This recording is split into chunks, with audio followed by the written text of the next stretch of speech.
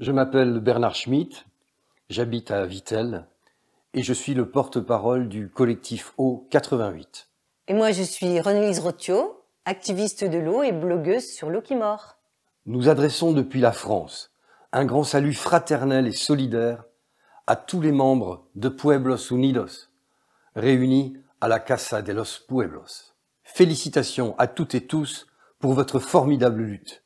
Nous sommes très admiratifs de votre courage et de votre détermination.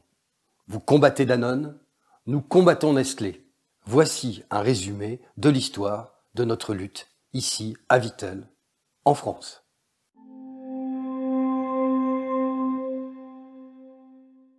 Vittel est une petite ville de 5000 habitants située dans les Vosges au nord-est de la France.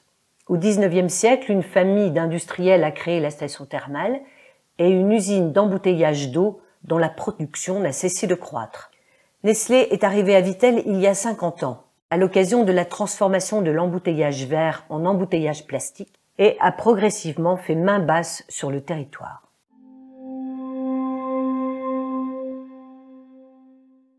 La multinationale accapare l'eau du secteur. Elle prélève près de 3 milliards de litres par an pour une production d'environ 1,5 milliard de bouteilles. Nestlé surexploite toutes les nappes phréatiques de Vittel et les menace d'épuisement. Le changement climatique et la sécheresse récurrente aggravent le problème. Tout cela fait que les habitants commencent à manquer d'eau.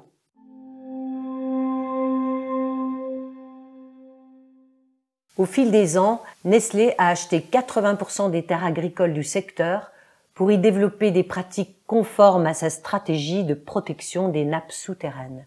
Ces terres fertiles ont été reconverties essentiellement en prairies d'élevage bovin. Soulignons qu'en raison de cet accaparement des terres par Nestlé, le secteur se trouve dans l'incapacité de satisfaire son autonomie alimentaire.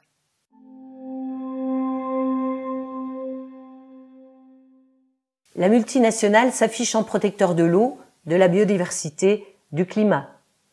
À Vittel comme ailleurs, elle vante ses pratiques pseudo-écologiques.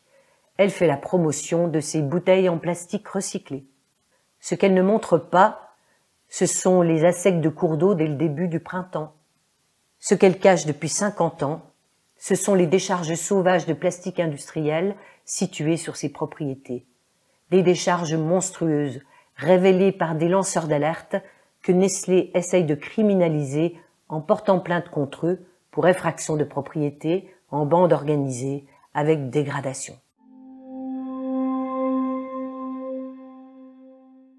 Nestlé a la main mise sur tout le territoire. Elle obtient tout ce qu'elle veut des autorités et des élus en raison de la pression qu'elle exerce sur l'emploi. Pourtant, le nombre de salariés ne cesse de diminuer. 4 500 en 1975, 800 aujourd'hui, avec 150 nouvelles suppressions d'emplois annoncées d'ici 2024. Les conflits d'intérêts touchent tous les milieux, l'État, les élus, les médias. Via des associations à sa main, le système Nestlé agit sur les enfants en les préparant à devenir compatibles avec la stratégie commerciale du groupe.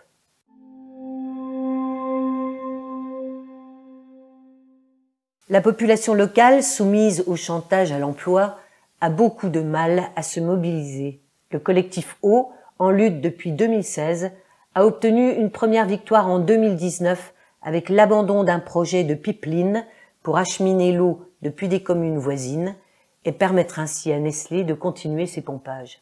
Des actions judiciaires sont en cours, notamment un procès pour corruption contre une élue et une association proche de Nestlé.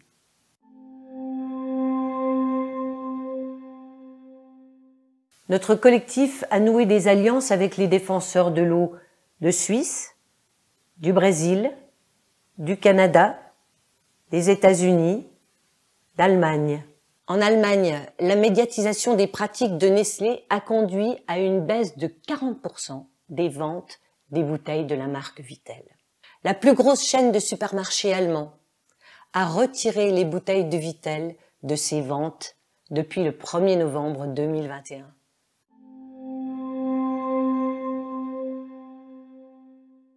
Notre collectif a aussi noué des alliances contre d'autres minéraliers.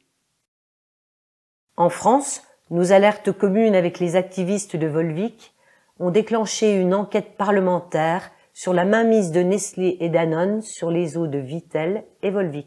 En Allemagne, nous avons pris attache avec les défenseurs de l'eau de Lüneburg en lutte contre Coca-Cola. Ils ne veulent pas de deuxième Vittel.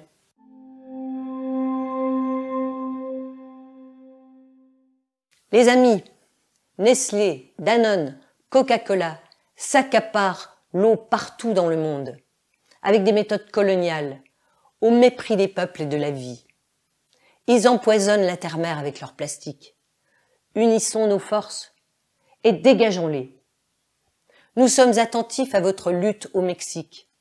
Vous pouvez compter sur nous pour la faire résonner très fort ici en France. L'eau est à nous, pas aux multinationales. L'eau, c'est pour la vie, pas pour le profit. Salut et fraternité à Pueblos Unidos!